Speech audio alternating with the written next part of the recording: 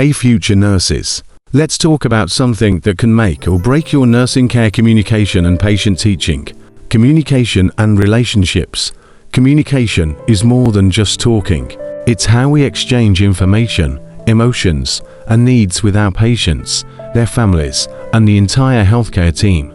There are different types of communication. Verbal, what you say. Non-verbal, body language, eye contact, tone of voice. Written, documentation, shift reports, and emails. Personal space and body language. Everyone has personal space. There are 4 zones to remember. Intimate, up to 18 inches. Personal, 18 inches to 4 feet. Social, 4 to 12 feet. Public, more than 12 feet. Sit at eye level. Keep your posture open and avoid crossing your arms. Use simple, clear language. No medical jargon. Always speak with respect. Active listening. Active listening means using all your senses. You're not just hearing the words, you're paying attention to tone, facial expressions, and body language. If a patient says, "I'm tired of these treatments, they don't help anyway," you might respond with, "It sounds like you're getting discouraged. That must be really hard." This builds trust and shows you care. Communication styles. There are 3 main styles. Passive, avoids conflict but doesn't express needs. Aggressive, expresses needs but disrespects others.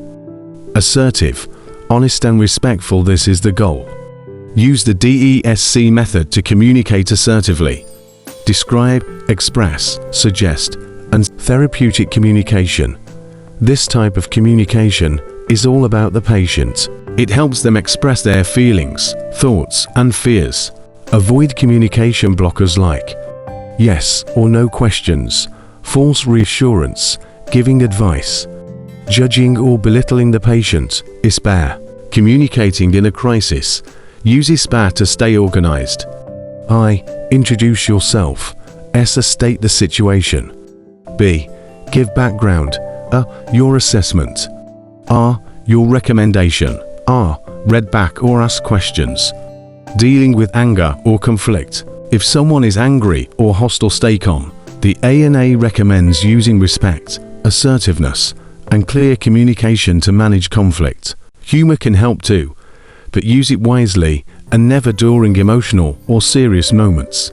Communication with the healthcare team. Use upward communication when speaking to your supervisor.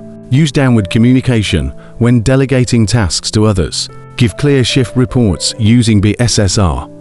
Basic data, safety concerns, sensory issues, and relevant updates. The nurse-patient relationship to build trust. Be friendly, be patient, make eye contact.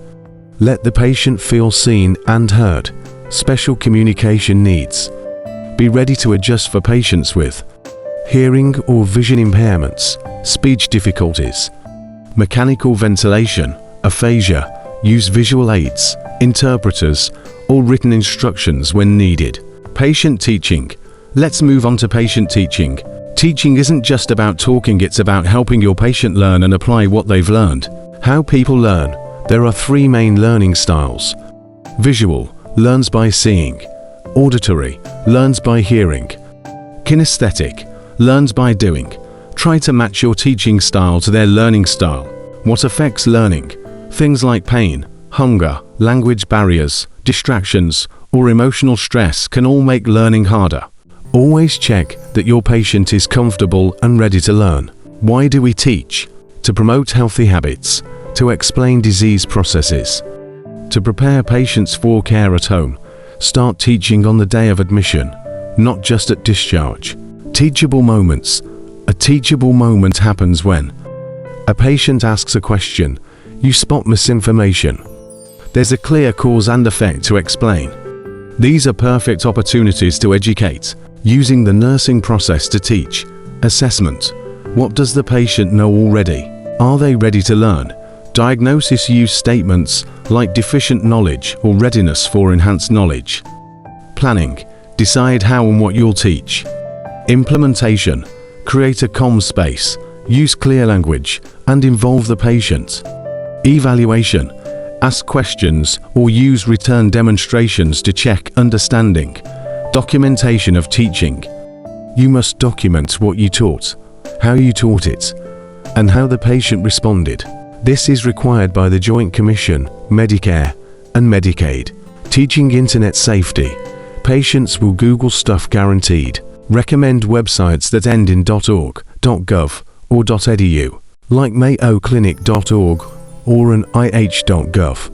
Avoid Wikipedia and blogs, unless they're from trusted medical sources. That's a wrap. Remember, good communication and effective teaching make you not just a nurse, but a trusted guide in your patient's health journey.